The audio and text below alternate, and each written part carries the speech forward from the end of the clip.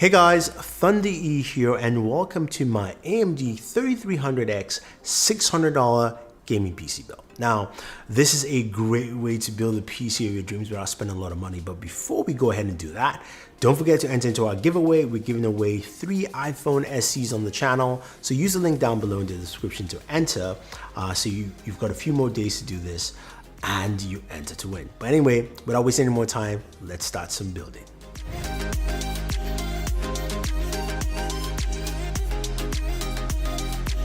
So AMD reached out and said, hey, look, we are releasing a brand new processor, and actually 2 of them. I'm talking about the AMD 3100 and the 3300X.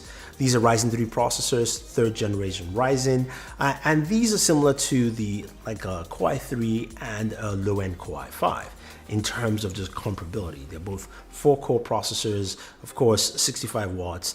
Now, they both come with the Rate Stealth CPU cooler, but I was sent this from AMD, so I didn't get the cooler itself, but just letting you know that's the case. Now, the difference here is the 3100 is 99 bucks, the 3300, which we'll be using in this video, is 129. That should give you better balance in terms of bottlenecks when you're thinking of improving, say, your graphics card down the line. Now, next up, what we definitely need is storage. Now, this is where you can actually manipulate the pricing of this build. So we went with a Samsung storage kit here, which is basically it does about 500 to 600 megabits per second. And this NVMe here is priced at $69. You can go with something a little bit cheaper from AData, which is about $49, and there are cheaper versions out there. But I like to use an NVMe because my motherboard supports it, and it has better read and write speeds. So you can go a little bit higher with the 970 EVO, which is about $99 for, again, 256, but I'm using 256 gigabytes of storage in this build. Now, my RAM is from Kingston, and that is the Kingston Fury. It's a 16 gigabyte module. You can, of course, get a dual SIM module if you want to, but that's what I had around here since, of course, we're in the lockdown, and hopefully you guys are staying safe. And it's also cost effective. I think it's about $69 or so.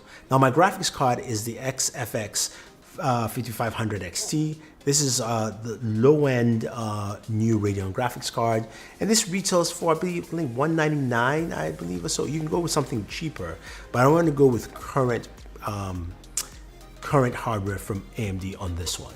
Now, my motherboard is the Gigabyte B450M series motherboard. Now, this is a micro ATX board, and this board is really solid. It supports, of course, it's got built-in graphics if you need that. It supports AM4. Now, one thing to mention with this brand new chips from AMD, they all support PCIe 4.0. Now, this board does not, but the new B550 series does, and it wasn't available yet for this build, so I went with the B450. Again, this is also really relatively cheap motherboard, around $72 or so. So the pricing there again is low. Now, finally, we rounded everything up with a Cooler Master case. This is the Cooler Master. This is the Master Q300L, I believe. Micro ATX case. It's a nice, simple case. You've got, of course, mesh around for filtering dust. It's got a nice space for your power supply. And the power supply we're using here is a Thermaltake 500-watt power supply. This is not a modular power supply, but since we're not doing too much, this should be fine with our build. So let's go ahead and start building this thing. Now, the very first thing you want to do is install your storage. It's pretty easy with the NVMe. You just basically screw it in, boom, you're good to go. Next up, of course, you want to put in your RAM. That's also pretty easy as well. Slide into one of the RAM slots, and then you are good to go. Now, next up, we're putting in our CPU. We're using the 3300X CPU in there. Boom, in place, it's good to go. On top of that, we're going to now put in our Wraith cooler. This is the Wraith Max. I have that in-house here, but of course it comes with Wraith Stealth, so you don't have to buy a cooling solution, but we'll see what temperatures land with this build.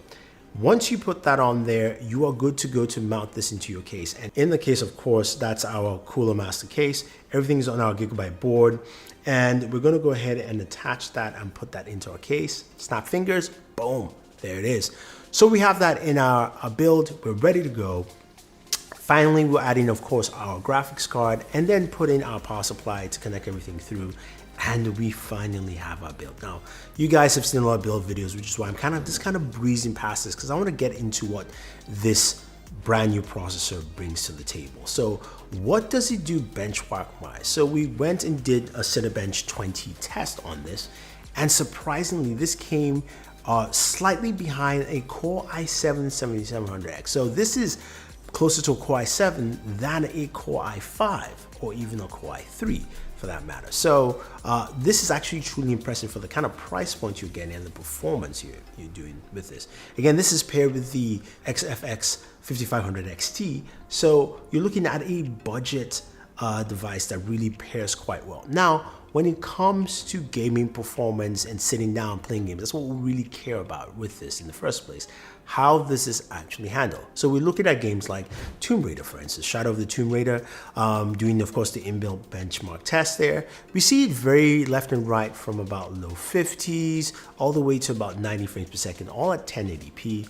High settings on the game, and finally look at the final answers, we see our average FPS is 53 frames per second at high, which is good. So it means we can play this game well, and it loads and runs pretty well. Now, of course, you know I've been playing a lot of Call of Duty Warzone. A lot of people are playing Warzone. So this is a machine that definitely should be able to get me into Warzone, and how does it handle with that game? So in gameplay sessions, and look at what we're doing here, especially playing at high settings for the game, you can see that this runs between 50s and high 50s all the way to about high 80s in terms of frame rate. I'll say the average frame rate is about 69, maybe 68 frames per second. And that is really solid for playing 1080p of this game, high settings, trying to get this best graphical fidelity as possible. I think this is the kind of build that a lot of people would like to see and start doing, because you can customize where your price range wants to go. So for instance, you don't have to use an NVMe, you can use a traditional SSD, which is cheaper. You can even go down to 8 gigabytes of RAM, and you could go with an older graphics card, say maybe something, an R570 or something like that. Something that, you know, costs a little bit less, that you can actually pay money for, or even a GTX 1650, you know, something like that. So there are a lot of ways to go cheap on this.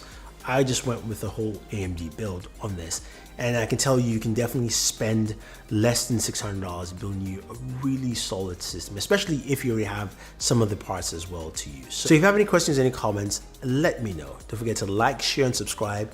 Definitely enter into our giveaway. We're giving away 3 iPhone SEs. Use the link down below to do that. And if you want to also customize and build your own PC, we'll have the links for you as well. This is Thunder E saying thank you, and always enjoy your entertainment.